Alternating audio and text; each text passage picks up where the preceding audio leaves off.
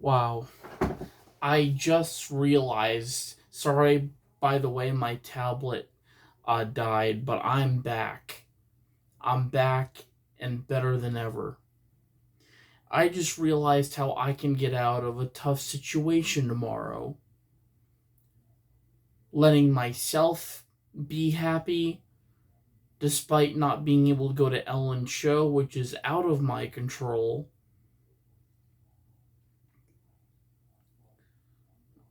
Some The thing is that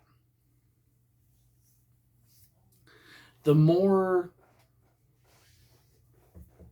the more difficult your day comes,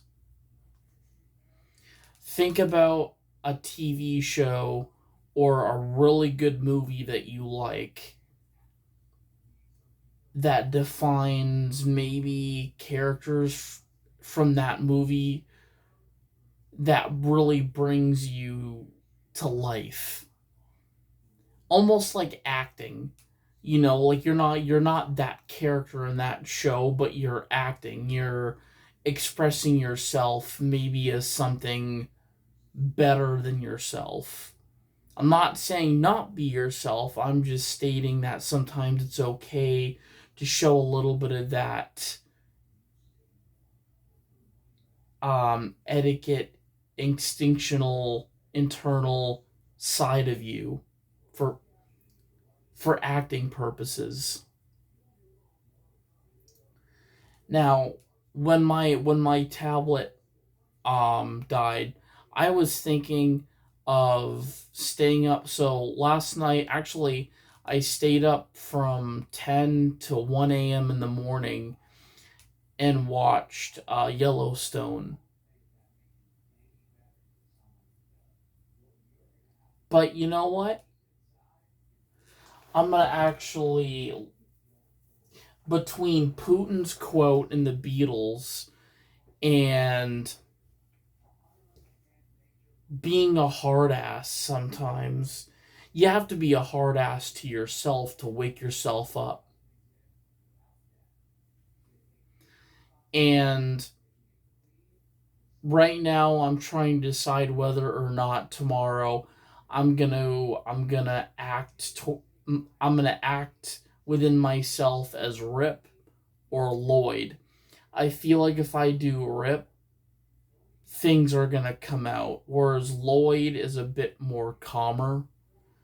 But he still punches straight to the point.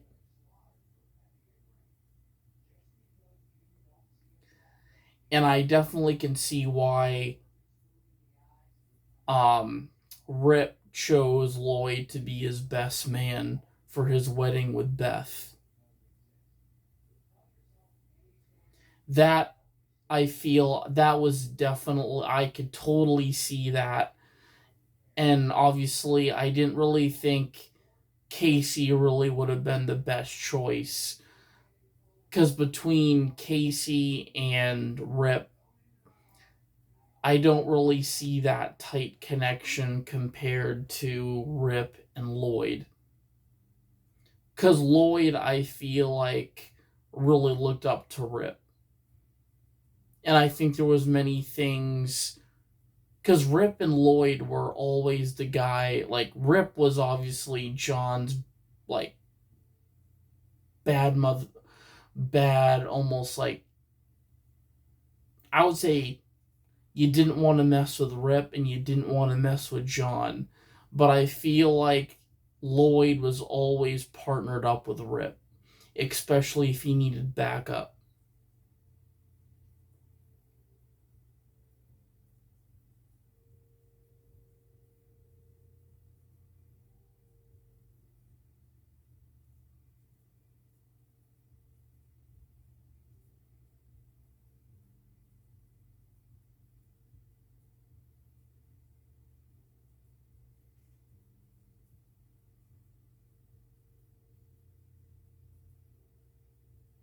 Hmm. John Dutton, I mean Kevin Costner is great. Um but I think he definitely. I love Kevin Costner. Don't get me wrong, but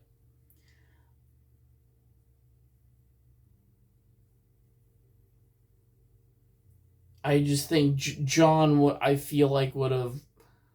I think there would have been definitely some calm energy. So I would consider John at times kind of like definitely like the type to walk away from conflict, still kind of shedding that vengeful talk, not as being hateful, but like, what's this guy talking about?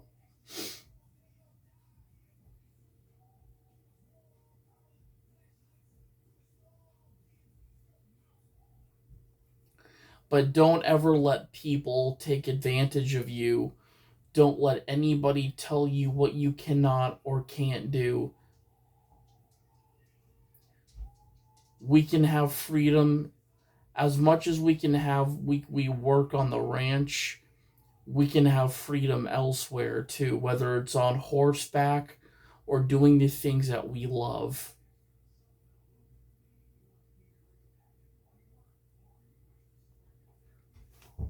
But let's read the Beatles book.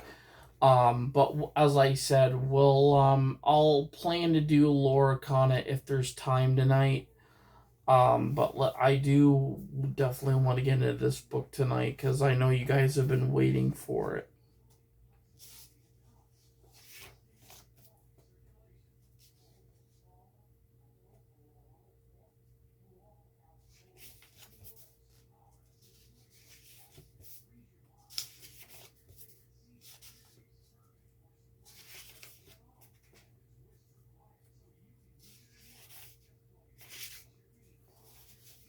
In 5 score summers, all new eyes, new minds, new modes, new fools, new wise, new woes to weep, woes to weep, new joys to prize, with nothing left of me, and in that live century's vivid view, beyond a pinch of dust or two, a century which, if not sublime, will show, I doubt not, at its prime, a scope above this blinkered time from 1967 by Thomas Hardy, written in 1867.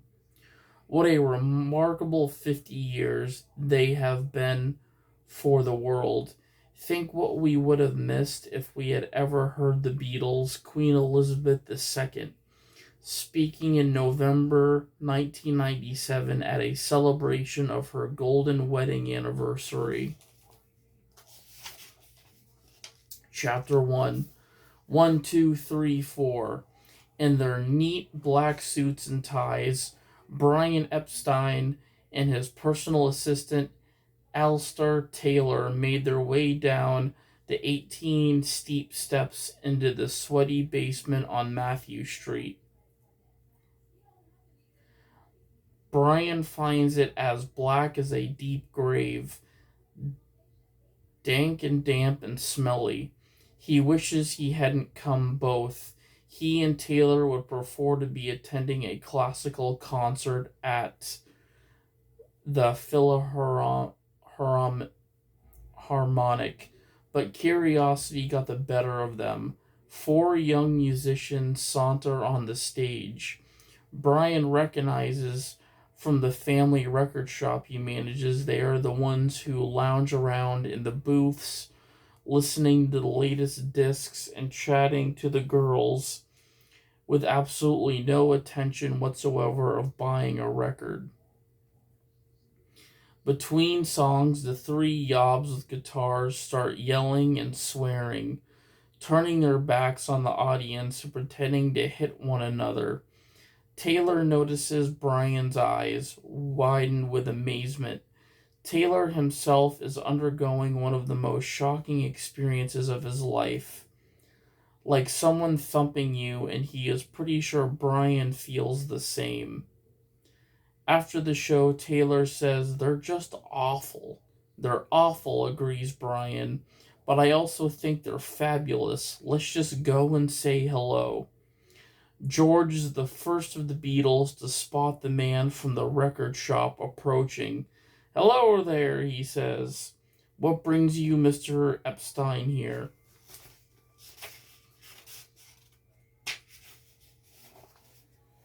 Other groups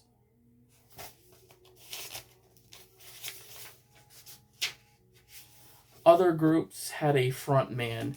Your favorite was pre-selected for you.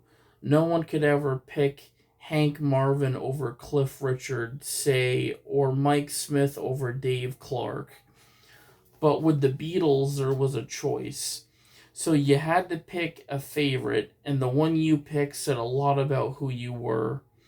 For their American fan, Carolyn, see, there was Paul for those who preferred androgynous beauty, John, for those who prized intellect and wit, George, because he possessed the inevitable something we would later recognize as a spiritual life. And Ringo, patron saint of fuck ups the world over. Patron saint of fuck ups the world over. In Liverpool, the 12-year-old Linda Grant favored Ringo for reasons that are beyond me. There was she recalls a real goody two shoes at school who liked Paul. George seemed a bit nothing. John seemed off limits, too intimidating.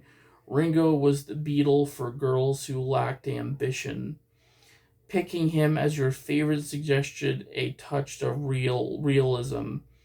It went without saying that the others were already taken, but you might just stand an outside chance with the drummer. If someone asked who my favorite was, I always said, oh, I like Ringo. Remembered Fran Lebowitz, who grew up in New Jersey. I like the personality of Ringo Starr, I still do. He was not, of course, the favorite in my school among the girls. Paul McCartney was far and away the favorite. He was the cute Beatle, so it was probably just a contrarian position to choose Ringo Starr. Helen Shapiro was only 16 but already a major star when the Beatles toured as one of her supporting acts at the start of the 1963 like any other girl. She had her favorite. John was married, but nobody knew about it at the time, so long with a few thousand other girls, I had a crush on him. George was the most serious. He would occasionally talk about what he was going to do when he was rich and try to pick my brains about the financial side of things. I couldn't have been a lot of help. I still wasn't interested in the money. Paul remained the spokesman. Ringo was the quiet one. Patty Boyd met the four Beatles after being chosen to play one of the schoolgirls in Hard Day's Night. On first impressions, John seemed more cynical and brash than the others. Ringo, the most endearing, Paul was cute, and George, with velvet brown eyes and dark chestnut hair, was the best looking man I'd ever seen. Unlike millions of other fans, Patty was able to take her choice a stage further. Reader, she married him. There was a Beatle to suit every taste as a fan. You expressed yourself by picking one over the others. Each personified a different element. John was fire, Paul was water, George was air, and Ringo was earth. Even their friends liked to paint them in primary colors with sharply contrasting characters, like one of those jokes about the Englishman, the Welshman, the Irishman, and the Scotsman. Carolyn C. noted how, in A Hard Day's Night, they enacted their given personas: winsome Paul, witty John, thoughtful George, and goofy Ringo. The actor Victor Spinetti once told this story about him. While filming Help in Salzburg, he caught flu and was confined to bed. The Beatles came to my hotel room to visit. The first to arrive was George Harrison. He knocked, came in, and said, "I've come to plump your pillows. Whenever anyone's ill in bed, they they have to have their pillows plumped." He then plumped my pillows and left. John Lennon came in next and marched up and down, barking, "Sag Heil Schwenon! The doctors are here. They're coming to experiment upon you. Sieg, Sieg Hell, Hitler," and he left. Ringo then came in, sat down by the bed, picked up the hotel menu, and read out loud, as if to a child. "Once upon a time there was 3 bears, Mama Bear, Daddy Bear, and Baby Bear." And then he left. Paul opened the door an inch, asked, "Is it catching?" "Yes," I said, on which he shut the door and I never saw him again. Paul was being the pragmatist as usual. He knew that if he or the others had caught flu, there'd be no filming. Working alongside Brian Epstein, Alistair Taylor observed the different ways the Beatles dealt with their earnings. Every month, Brian would issue each of the boys with their financial statements, all neatly and accurately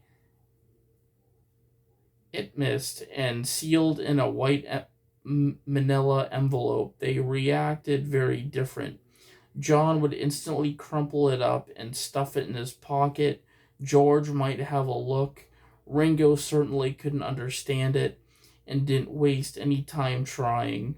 Paul was the one who opened it carefully and would sit in the corner of the office for hours, going meticulously through it. As they grew older, the differences in their characters became sharper.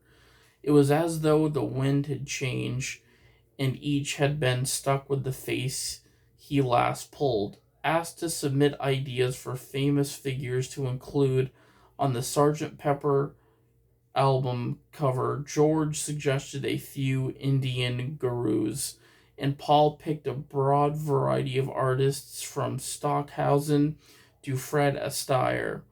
John's suggestions were more MacBray or offbeat. The Marquis de Sade, Edgar Allan Poe, Jesus, Hitler, and as for Ringo, he simply said he'd go along with what the others wanted.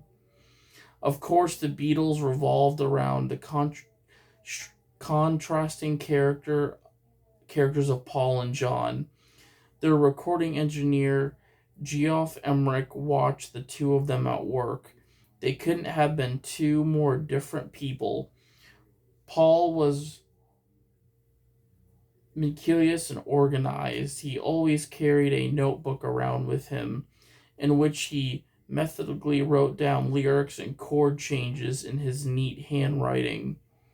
In contrast, John seemed to live in chaos. He was constantly searching for scraps of paper that he'd scribbled hurried ideas on. Paul was a natural communicator. John couldn't articulate his ideas well. Paul was the diplomat. John was the agitator. Paul was soft-spoken and almost unfailingly polite. John could be a right loud mouth and quite rude. Paul was willing to put in long hours to get a part right. John was impatient, always ready to move on to the next thing. Paul usually knew exactly what he wanted and would often take offense at criticism. John was much more thick skinned and was open to hearing what others had to say. John was brittle, demanding, and caustic. Paul, emollient, engaging, agreeable, but there were those who detected something single minded, perhaps even self serving, beneath Paul's charm. Tony Barrow, who worked as the Beatles' press officer, felt that John made the most noise, especially with Epstein, but it was Paul who let John do the heavy lifting. When there was a dispute with Brian, then Paul would finish the persuasion. John would make Brian cry at times, but Paul, more of a politician, would use a quiet influence to get his way. John's bark was worse than his bite.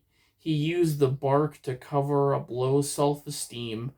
Paul promised people everything, tickets, gifts, then left it to people like me to fulfill the promises. He wanted to look like a good benefactor, and he was long on promises, short on performance. He was a charmer who was a public relations delight, a man who was master of image making.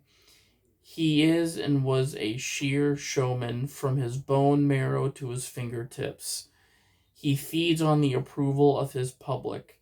Paul was baby faced, menculous, perky, diplomatic, energetic, tuneful, invigorating, optimistic, outgoing, cheery, sentimental, uh, sol, solititious. John was angular, slapdash, maudlin, difficult, lazy, dissonant, edgy, sardonic, pessimistic, solipsistic, sulky, cool, brutal. Paul considered himself lovable. John believed himself unlovable. Paul once tried to explain how the two of them had become what they were. John, because of his upbringing and his unstable family life, had to be hard, witty, always ready for the cover up, ready for the riposte, ready with the sharp little witticism, whereas with my rather comfortable upbringing, a lot of family, a lot of people, very northern cup of tea love. My surface grew to be easygoing, but people at their ease, chat to people, be nice, it's nice to be nice. Mentally, no one could say much to hurt me. Whereas with John, his dad wasn't home, so it was, "Where's your dad, you bastard?" And his mother lived with somebody, and that was called living in sin in those days. So there was another cheap shot against him. John had a lot to guard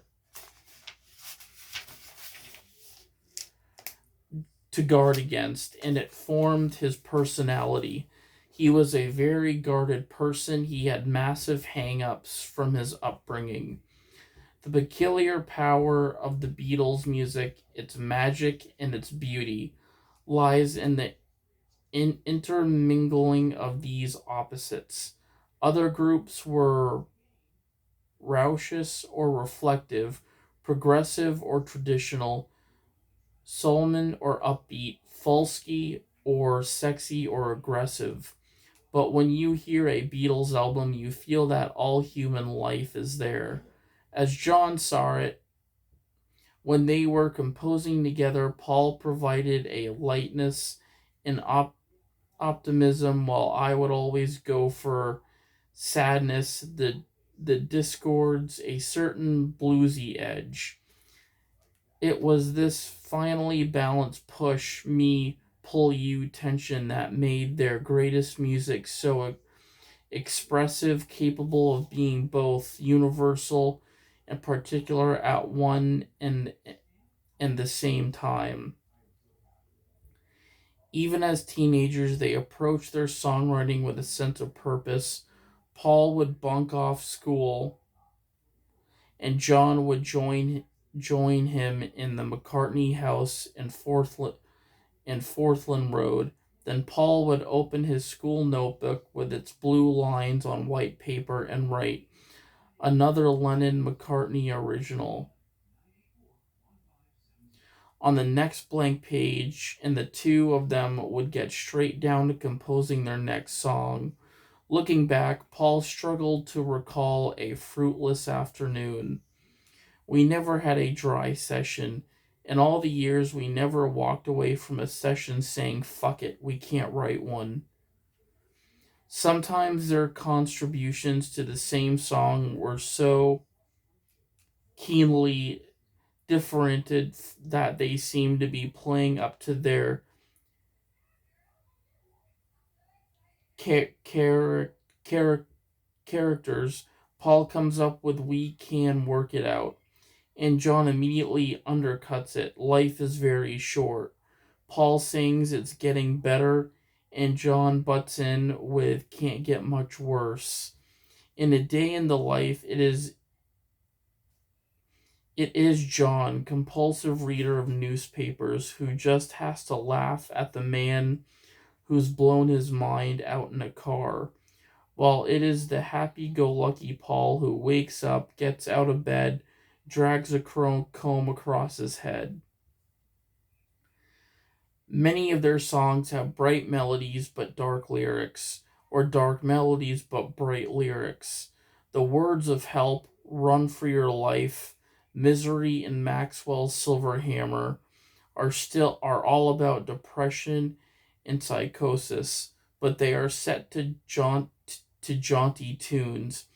Deprived of this tug of war between the two competing partners, their solo songs often lack that dimension of otherness, with John falling back on self pity and Paul giving in to whimsy. As time went by, their collaboration dwindled, and they composed more and more of their songs separately. But they remained driven by a shared sense of competition. Each sought the other's approval. It was an ideal match, wrote the critic Ian MacDonald. They laughed at the same things, thought at the same speed, respected each other's talent, and knew that their unspoken urge to best and surprise each other was crucial to the continuing vitality of their music.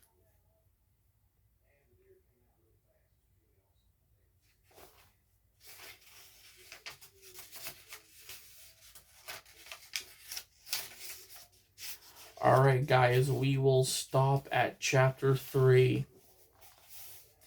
But that is really awesome to actually find out about, is that you have actually four different members of the Beatles all have way different personalities from each other.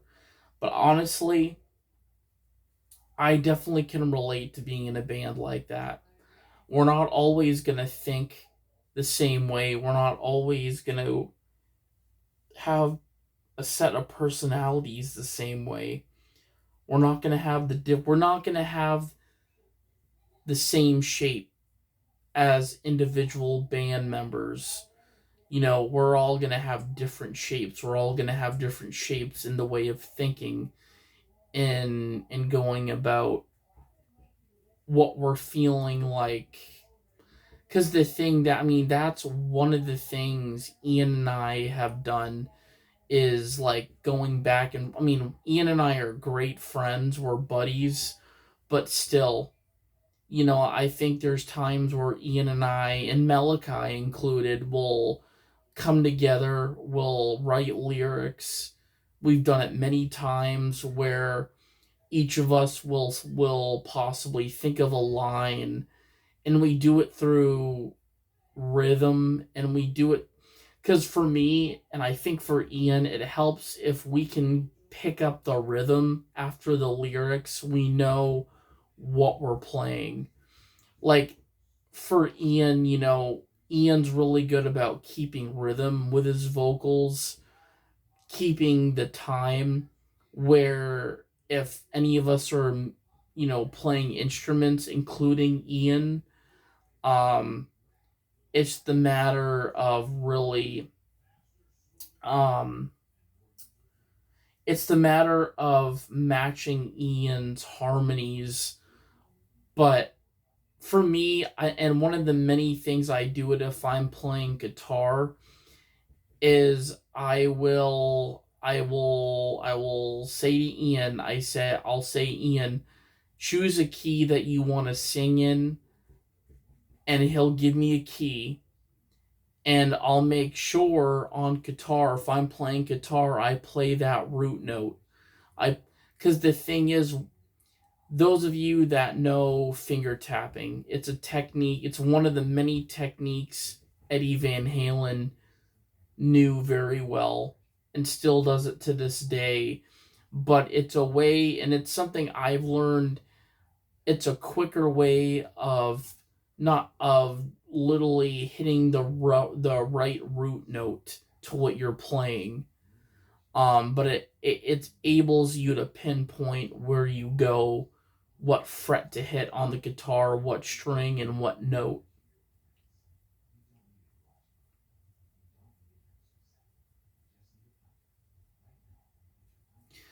But I thought what I would do is show you guys exactly what I'm talking about. I'm not going to be hooking up. I'm going to go straight through the amp, but we're going to play something. I'm going to tune my guitar. Um, we're going to play along to a backing track.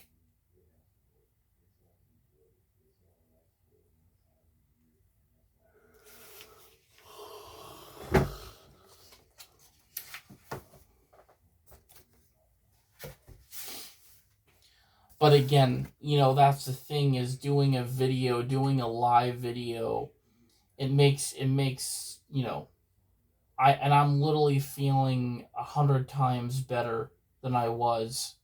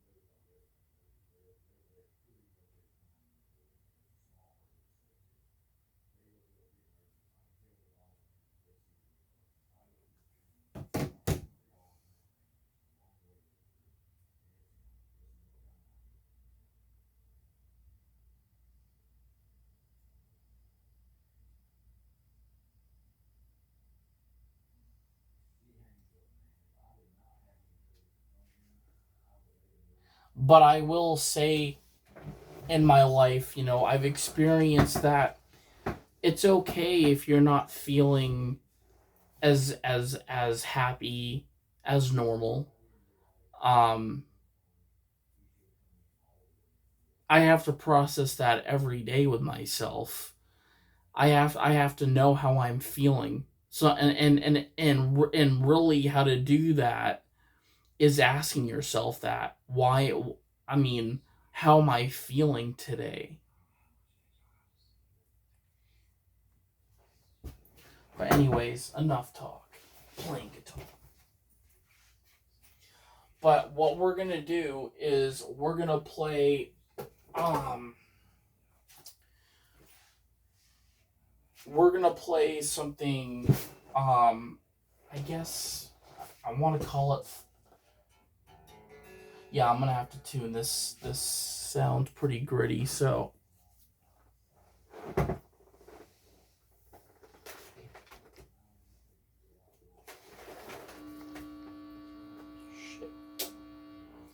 I'm not gonna plug into a pedal. I'm just gonna play straight. We're gonna do some straight play. It's a terminology.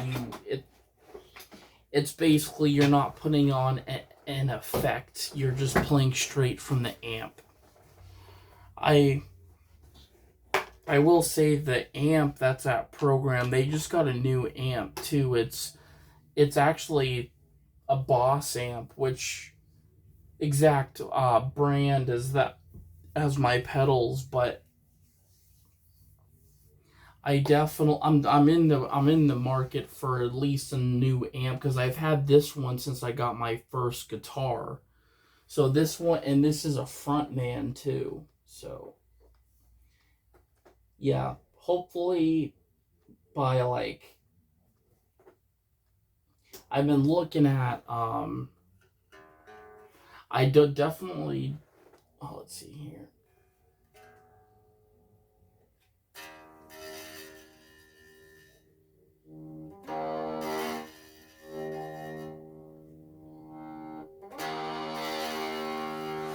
Okay, we're getting a lot of rain, but make sure I'm gonna bend. I can bend.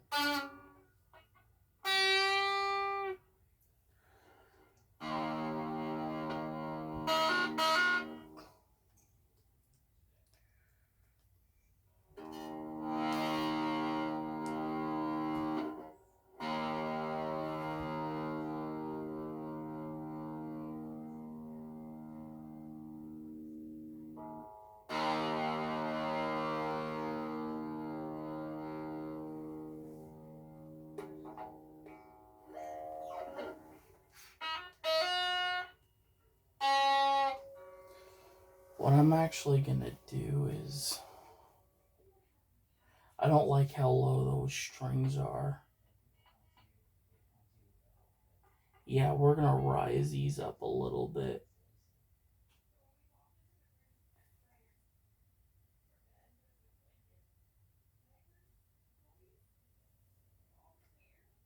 Shoot, and I don't have a. Actually, you know what we do? We can use a. We have a coin around here, I think.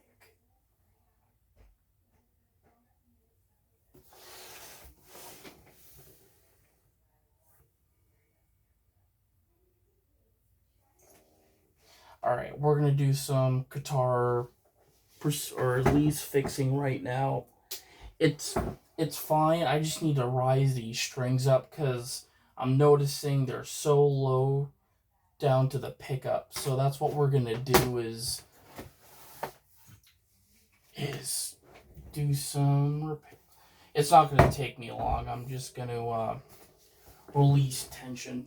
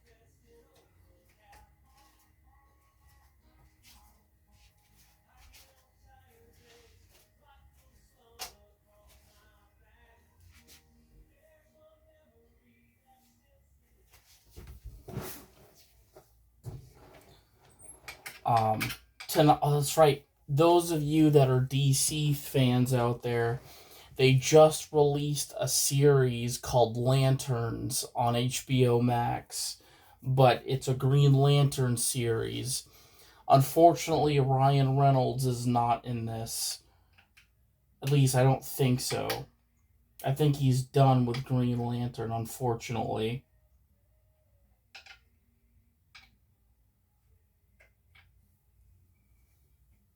But those, I know some people I know in my life aren't totally DC fans, which is understandable. I'm gonna have, yeah, this freaking quarter's not gonna work.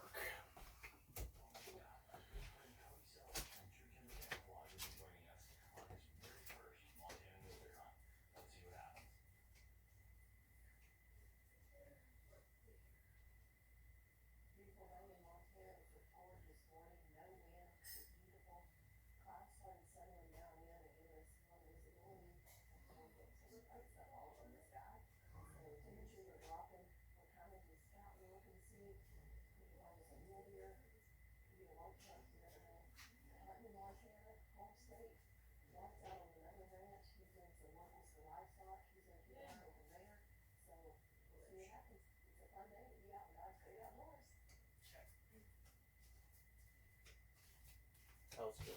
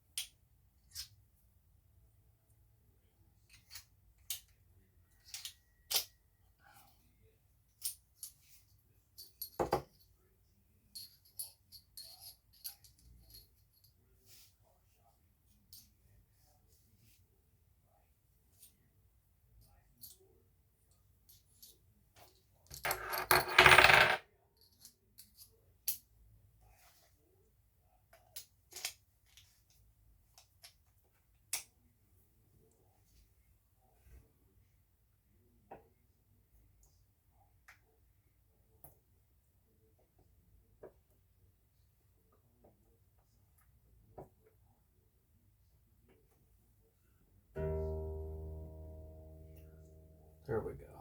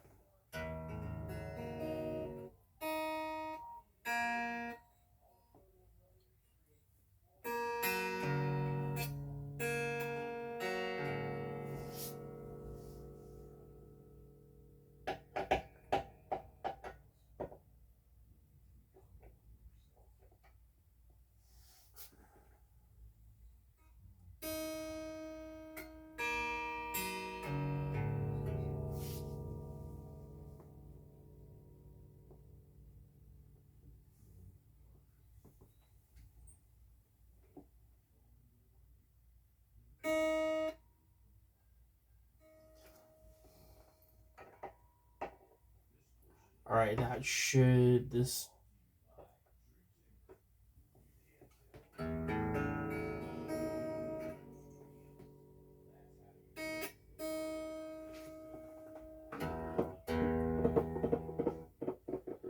right, so we should be good now. So let's start tuning this thing. I just wanted to have like space, so if I'm gonna bend, I'm gonna bend like that.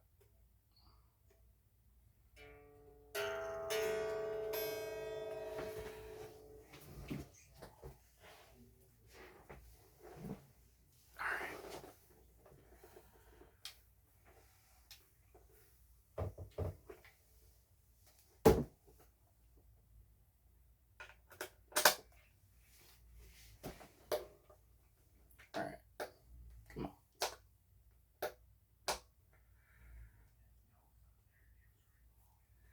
Alright, let's tune this thing. Let's tune this thing. Let's tune this thing down to number one.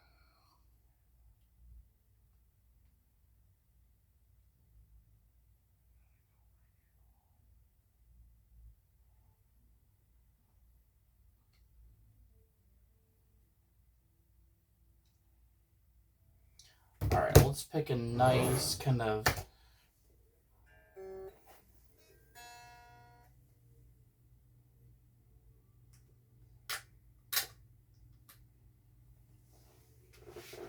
think we're good to go.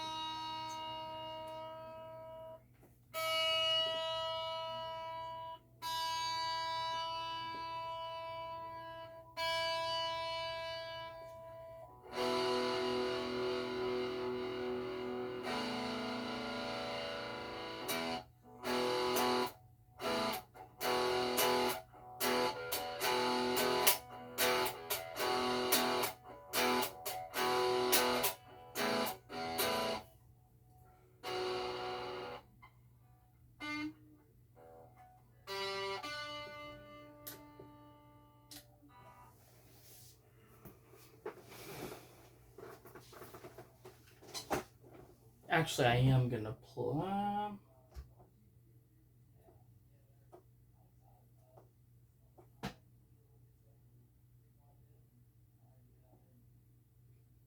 Yeah, I think we'll plug a pedal in. Why not?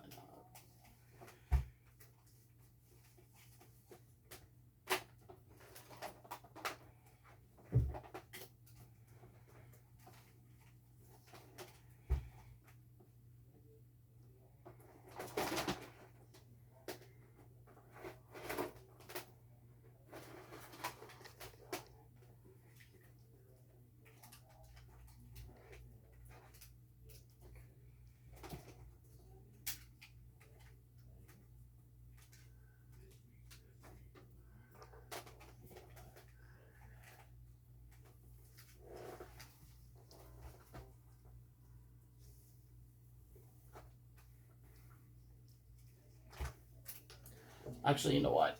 We're just gonna use our super overdrive pedal.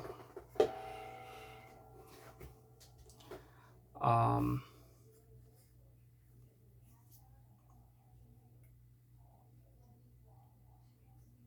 yeah, so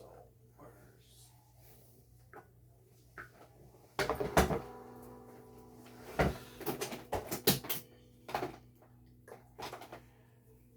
sure this one works. Perfect. Cool.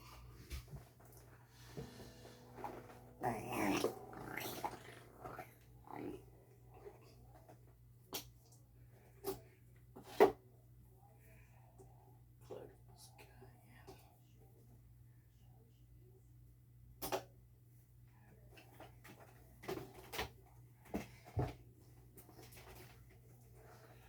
There we go. Output. Boom. And then watch the magic. Alright, ready for some live action.